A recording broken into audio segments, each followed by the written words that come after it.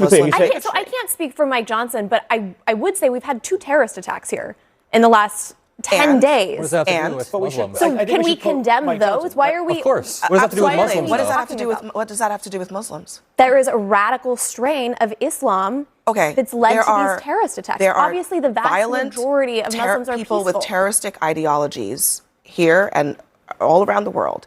What does that have to do with whether Muslims belong in American society as a group? Yeah, and let's be clear. I'd like her to hear the answer. I'm talking about what Mike Johnson was saying. That's what I'm talking about. I'm talking about what he didn't say. But you haven't read his full quote. What I'm talking about is what he didn't say. We can be tough on Islamic extremism without compromising our commitment to religious liberty. He was chiding those 2 members of Congress. And by the way, as a Republican, was he? As a Republican, I believe that the same. I believe that the same amendment. There are strong language. The same amendment that gives those 2 members of Congress. Or is it bigotry, Joe? The same amendment that gives those 2 members of Congress the right to say things that are offensive, that I find actually offensive as well, is the same amendment that permits Muslim people to be here proudly and practice their faith. Nobody said that Mike Johnson should. There's no way they're really this stupid. They're just liars suffering from suicidal empathy. But CNN is now receiving tens of thousands of calls to fire Abby Phillip after she blatantly lied live on air, claiming Zohran Mamdani was the target of the 2 Muslim bombers in NYC, coming just a day after the network was forced to retract a sympathetic story about them.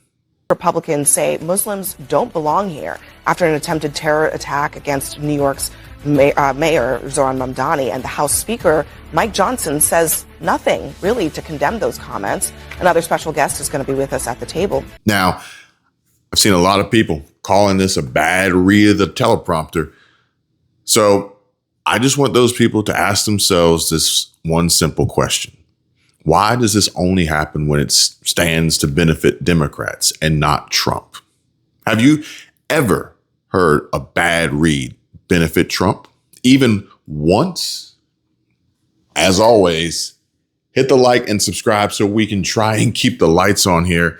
There's no exaggerating the truth that something is happening here to us independent conservatives, and YouTube tanking our views. So your help and support and shares really do help a lot. And as a thank you, here's an image of an MTA bus in the Bronx, and what looks like thieves propped this up on milk crates in Mamdani's NYC.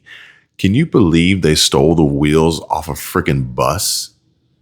Or did they? I mean, Zohran Mamdani wants to make NYC buses free as mayor, right? So how would that work, actually? The warmth of collectivism feels like open season for those to take whatever it is that they want, so long as they're not $1 million earners and bring 2 forms of government ID, of course. And I can hear them now. Hey, get the tires. Get the tires while I pull the drivetrain. Okay. But don't forget the battery. All right. Okay. New Yorkers are flat out getting robbed by this man, and he is literally standing up there on business saying, so what? I don't give a f***. Sid Rosenberg using the term cockroach. Yeah. What do you think of Sid Rosenberg? He used the term cockroach. I know your police commissioner had dinner with him. So Muslims in this city, for almost as long as we have been in this city, have had to deal with those with power and platform dehumanizing us. And to be called animals, insects, to be called a jihadist mayor, to be called a cockroach, this language is both painfully familiar to me as a Muslim New Yorker, but also as someone who was born in East Africa.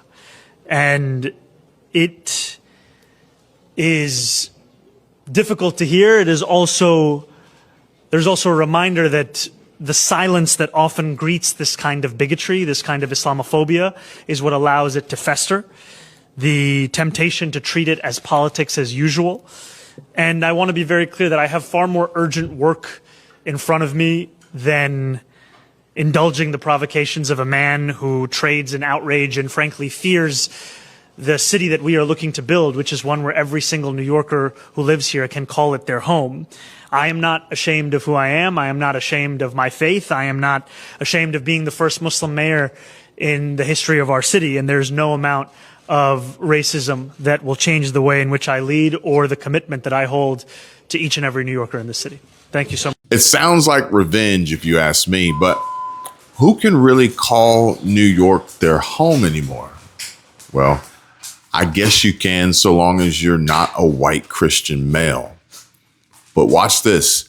Mayor Mamdani's idea of far more urgent work in front of him. So I just became the mayor of New York. Mayor of New York City. You guys know how hard that is? It is. Like, he can control the funding and everything like that. I'm sorry to cut you off. Yeah, no. Sorry. So, you know, like, we're focused on, like, how to make the most expensive city in America, like, affordable for everybody. Most expensive city. Like, you guys know how crazy that is, right? It is. Okay, so Takes talent. Okay, so like back to the work, right? So every day we're just trying to ask ourselves, like, what can City Hall do? You know, how can we deliver universal childcare for every single child? Childcare. That's very important. And the fact that you're even thinking about that shows how good of a person he is. He's a really good person. Honestly, like, how can you not love this guy? That's why God chose you to How be can you there. not love this guy? Yeah. I'm so sorry. No, it's all good. It's like, you know, if you know anybody who has kids, tell them that now we're actually going to make it easier. You know a lot of people. He knows I got 100 people. kids. He has 5 kids. You have 5 He kids? has 5 Yes, kids. I do have 5 And he has cousins. He has cousins in Yemen that has 100 kids. Oh my God. He can definitely help you with that. Okay. Wow. He's got to be the worst hype man in history. And I think there was an outtake from this where afterwards the four of them all circle, jerk, and suck one another off to a terrible start as mayor for sure. New York, the most expensive city to be made more affordable. But why? I mean, would you, just for a moment, humor me and picture this? It's a balmy evening in 2026, and you're a globe-trotting entrepreneur who just closed a 9-figure tech exit. Champagne in hand, you're deciding where to park your new fortune and headquarters.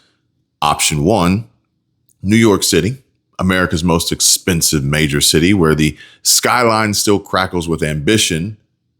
Or option 2, Monaco, that glittering 2 square kilometer speck on the French Riviera that makes hella expensive sound like an understatement.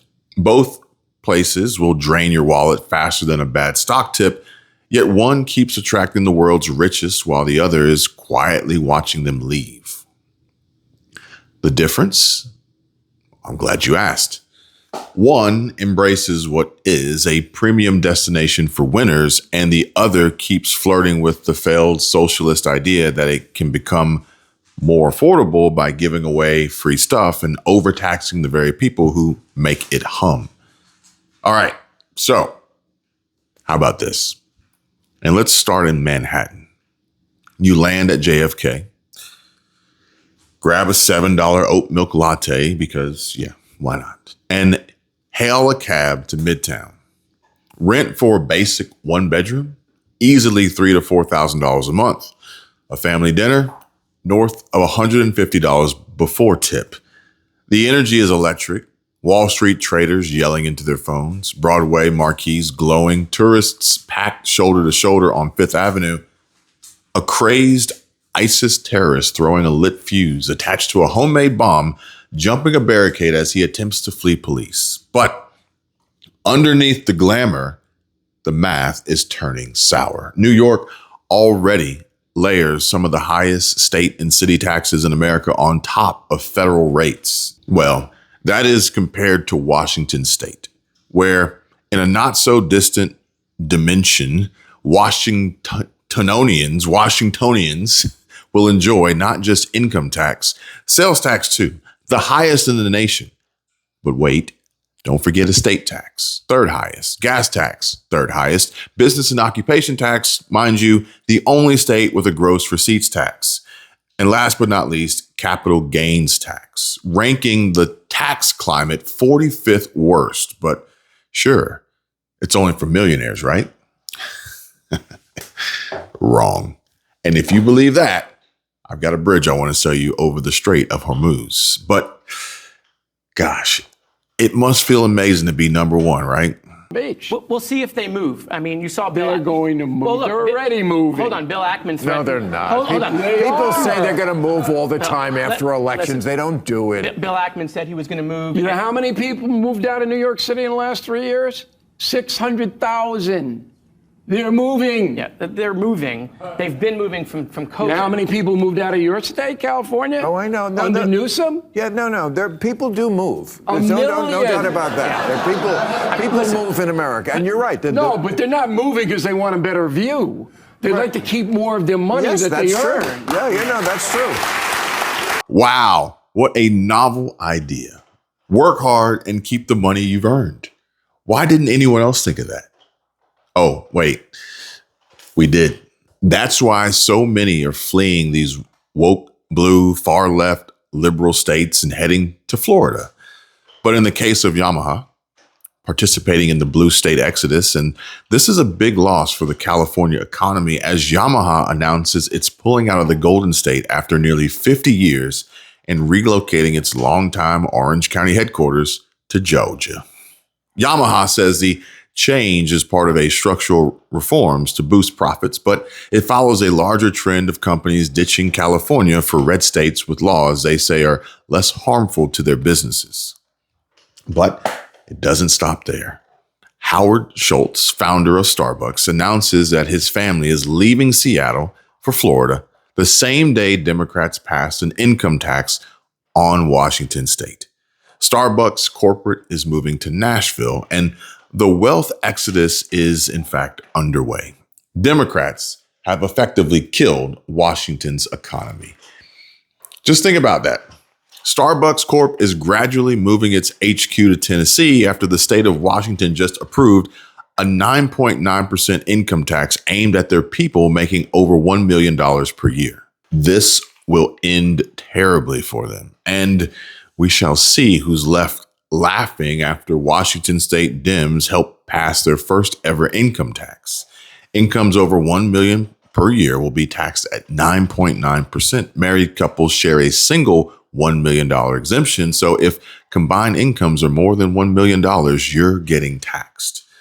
This will obviously eventually extend beyond millionaires for those of you who know how this story has played out before in the past. Anthony Mixer says the final vote on the income tax in the House was 51-46.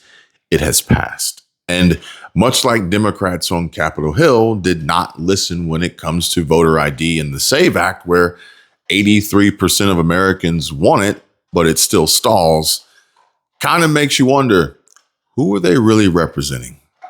But Democrats in Washington state did not listen to you either and voted to destroy Washington's economy. Washington is dead now.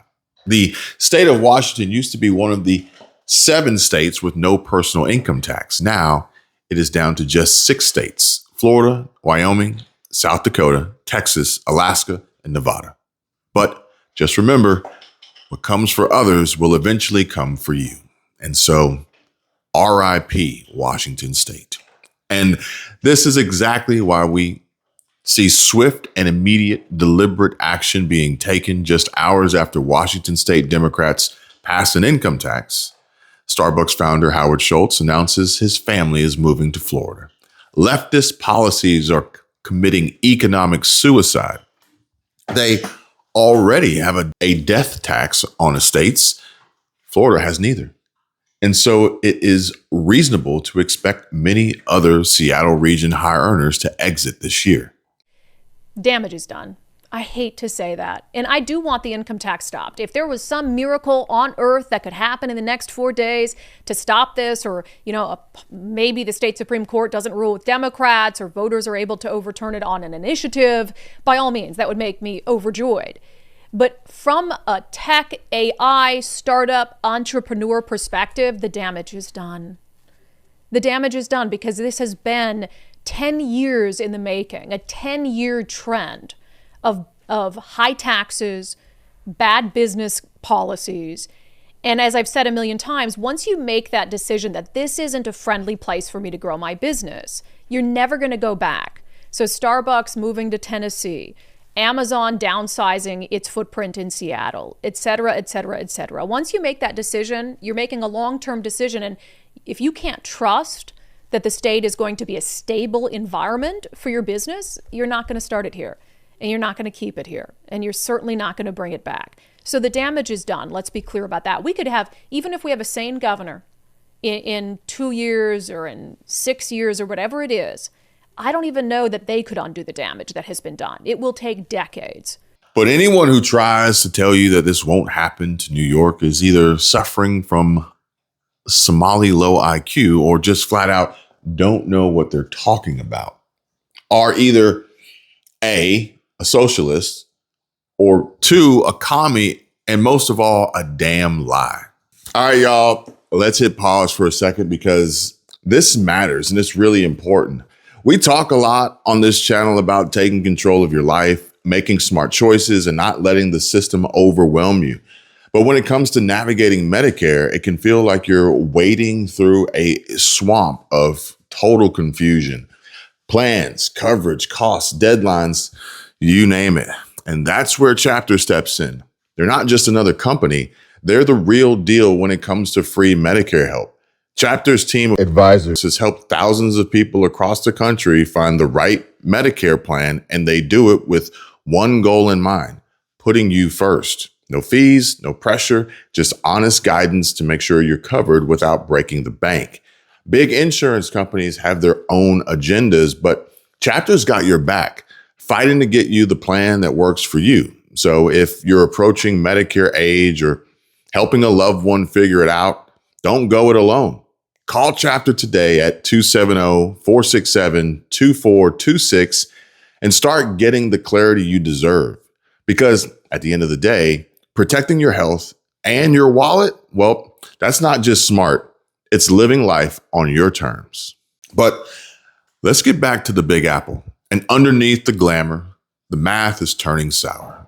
New York already layers some of the highest state and city taxes in America on top of federal rates.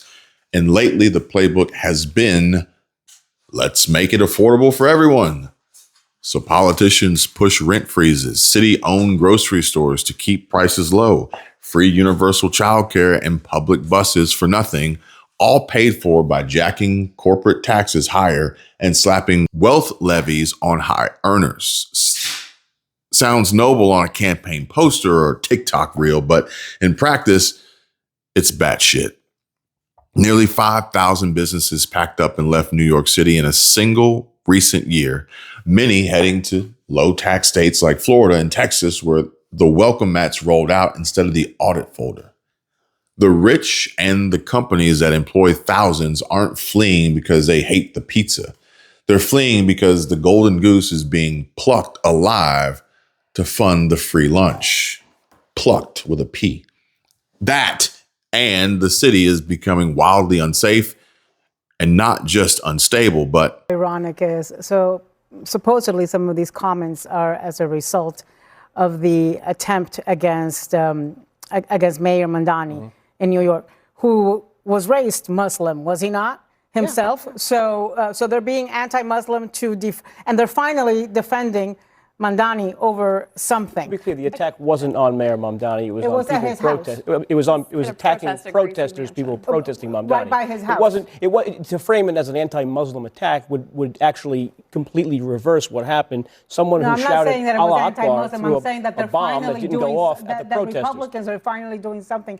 CNN invites Anna Navarro onto the panel and is literally lying on live TV. Producers letting her say that the NYC Islamic terrorists were trying to kill Mamdani is just bonkers. She then refuses to admit she's wrong and attempts to justify her answer.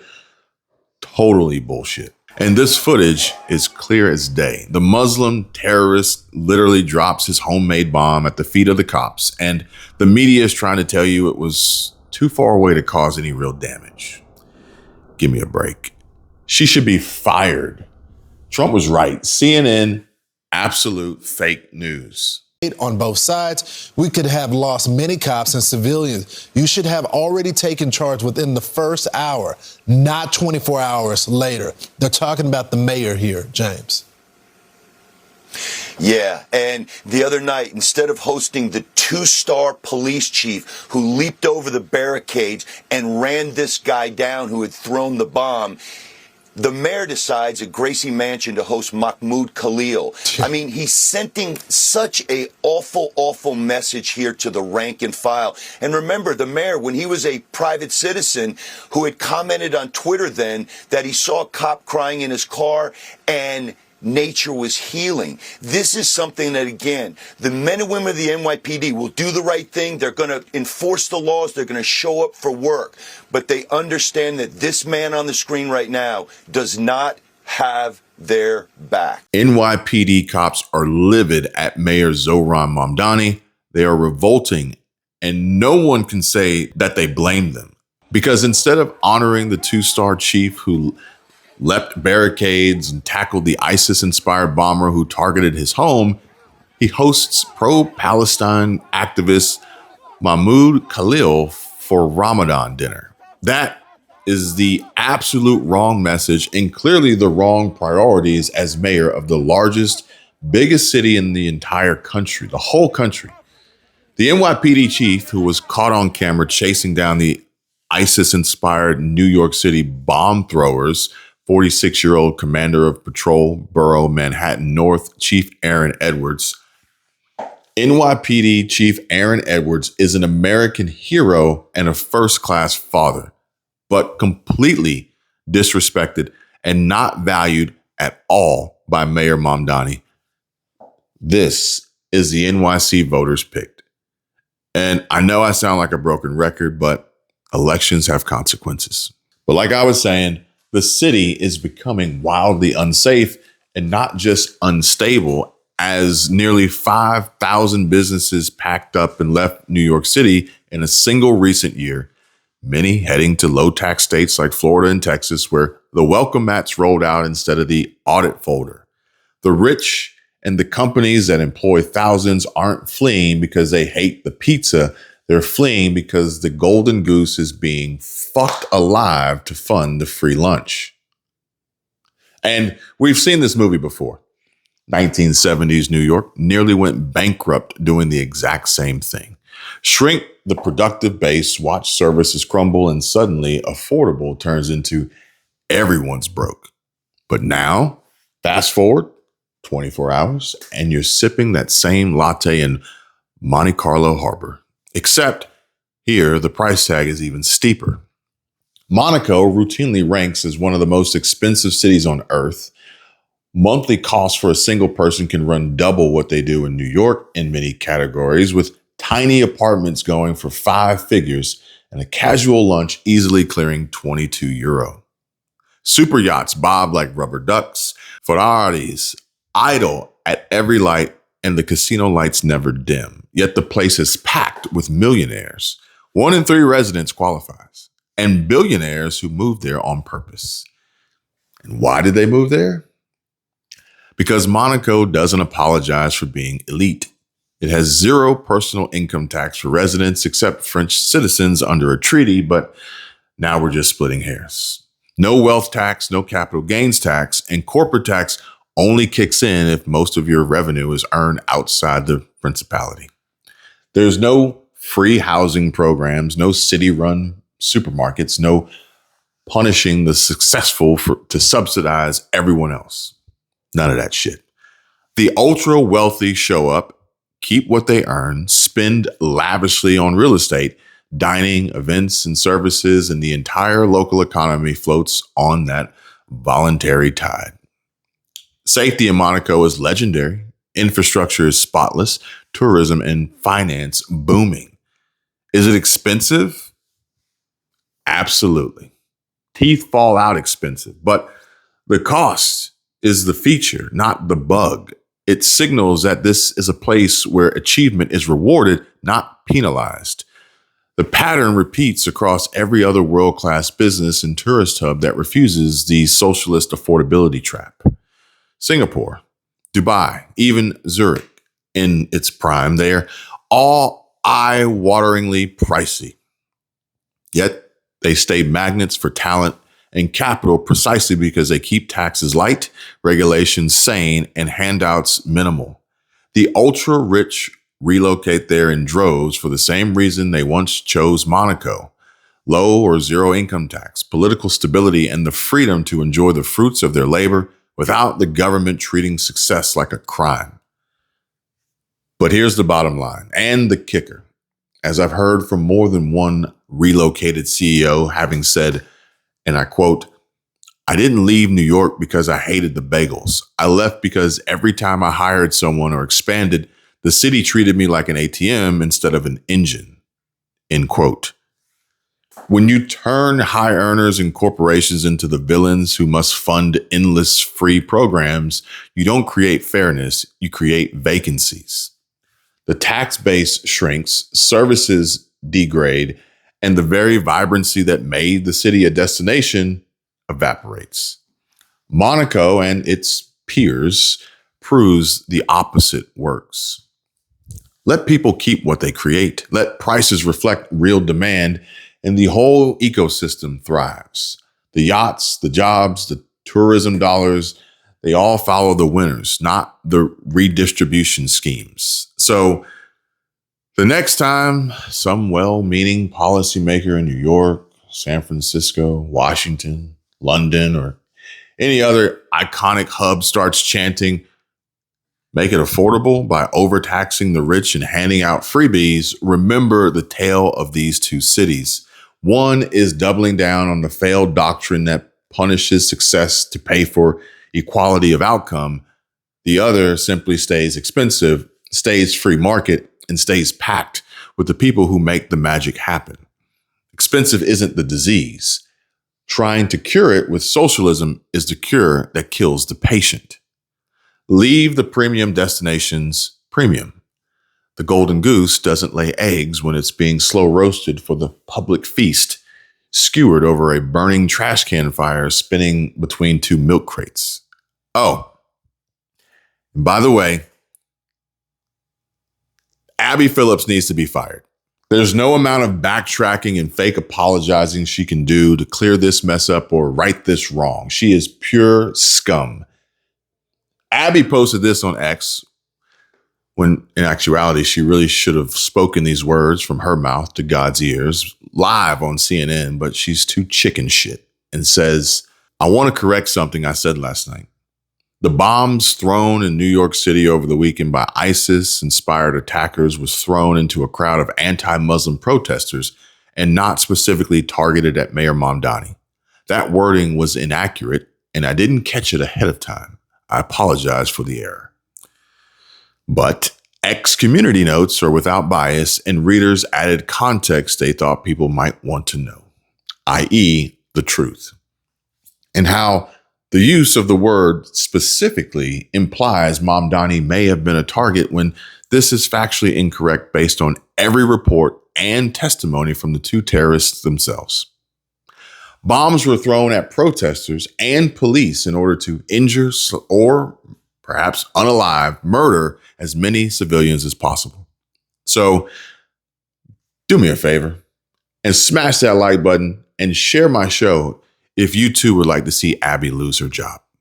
Take care, be safe, and God bless you all.